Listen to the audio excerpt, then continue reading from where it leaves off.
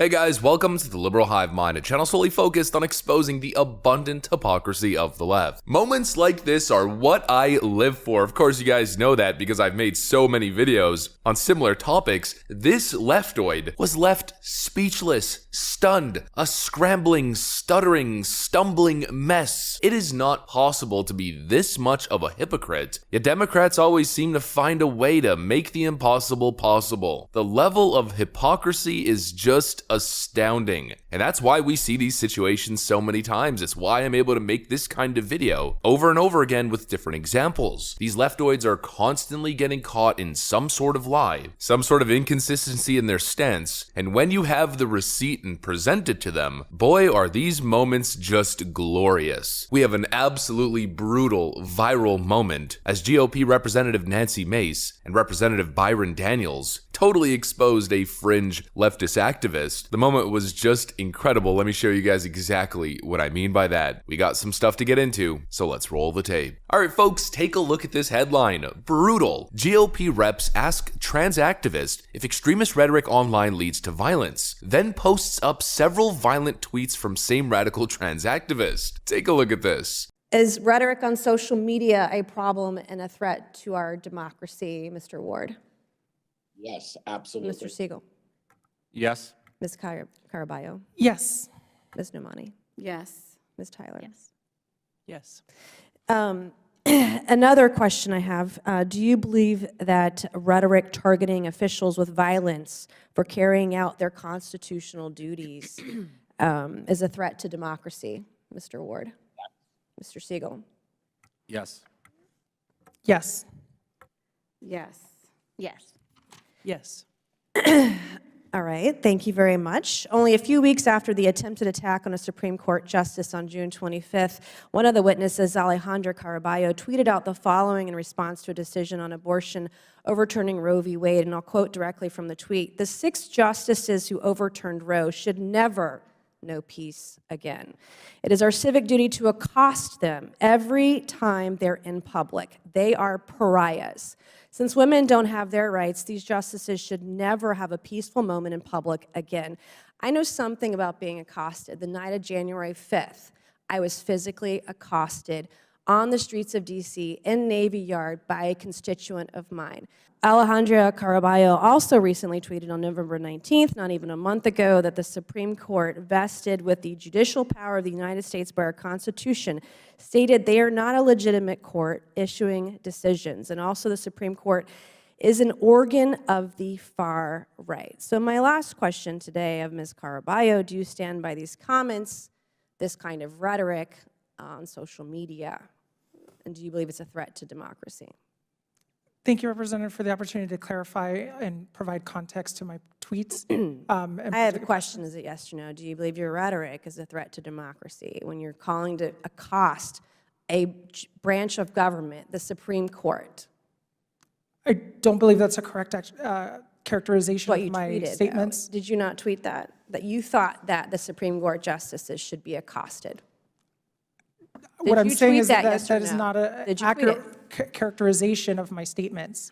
Ms. Caraballo, on page 12 and 13 of your written testimony, you painted concerned parents as having been infiltrated by white nationalists and far-right militia groups, which played a significant role in school board protests. This has not actually been my experience with concerned parents. In your testimony, you wrote that in Loudoun County, Virginia, unfounded rumors that spread in local parent groups on Facebook about an alleged trans student sexually assaulting a girl in a bathroom led to a firestorm of several heated school board protests that descended into violence. But in fact, the perpetrator, it actually turned out, had committed 2 assaults at 2 different Loudoun County schools in 2021 and was arrested on October 7th, 2021 by the Loudoun County Sheriff's Office.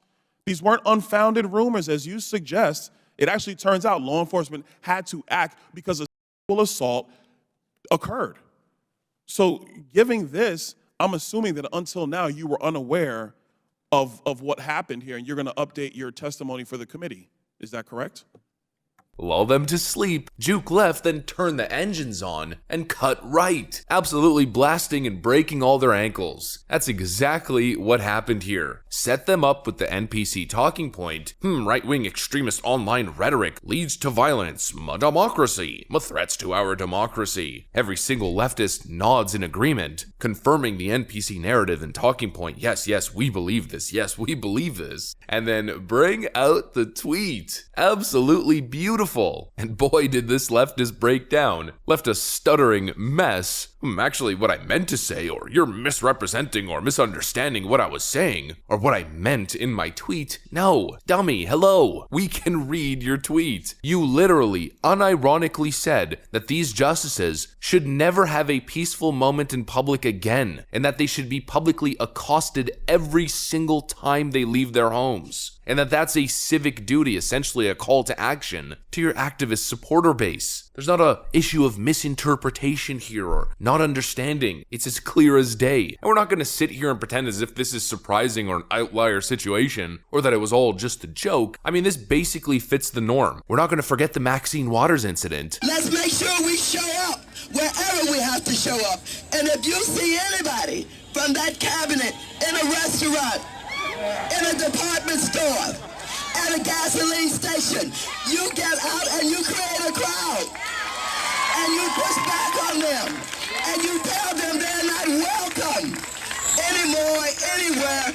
We're certainly not going to forget just earlier this year, after the SCOTUS draft leak, all of the threats to violence and the legitimate attempted assault, or some would even say attempted homicide, of Brett Kavanaugh outside his home, which the White House failed to condemn. So I know that there's an outrage right now, I guess, about protests that have been peaceful to date, and we certainly continue to encourage that outside of judges' homes, and that's the president's position. This is par for the course. These people are the biggest hypocrites on the planet. There's no outdoing them. There is no beating them. There is no moving them off that top spot on the podium. There is nobody who can beat the left when it comes to utter disgraceful hypocrisy. No one. The big lie, the big lie. They continue to go on and on and on. Meanwhile, they've been contesting elections and claiming foul play for decades. Oh, misinformation. They're the biggest purveyors of misinformation, and we've proven that on countless occasions. Political extremism. You're the party of Antifa and politically motivated homicides, which we've seen play out on the streets of Portland and in other areas. Oh, mob mentality and political violence. You're the party of Antifa and Black Lives Matter, burning down neighborhoods and assaulting police officers, assaulting courthouses and assaulting the White House. On every single damn issue, Democrats live in a glass house. And this is what happens when they throw rocks. It's so easy to catch them on their hypocrisy, because all of their narratives and all of their rhetoric is nothing but pure projection. Since Elon Musk bought and took over Twitter, I keep seeing the same Democrat talking point over and over again. Ad hominem attacks are on the rise on the platform. We're really going to be lectured about hateful ad hominem attacks from the leftist Blue Anon Twitter crew? Give me a break. Ad hominem attacks is essentially preferred Democrat rhetoric. That's the Democrat modus operandi, even to the extent of vile, misogynist, sexist attacks targeting any significant conservative woman, from Candace Owens to Melania Trump to Kayleigh McEnany. Throughout the time that Kayleigh McEnany served as the White House press secretary, lefties on Twitter did nothing but attack Kayleigh McEnany for the way that she looked, calling her a dumb MAGA bimbo, and that's on the lighter side, comparing her to a blow-up doll. I mean, the list goes on. But once again, we're going to be lectured by these Democrats about ad hominem attacks, sexism, bigotry, misogyny, and feminism. Give me a friggin' break. It's nothing but hypocrisy and double standards. Actually, here's a great example of another Democrat double standard. Just the other day, Elon Musk tweeted this on his timeline. My pronouns are prosecute/Fauci. And the left is outraged. How dare he? Here's Karine Jean-Pierre's response.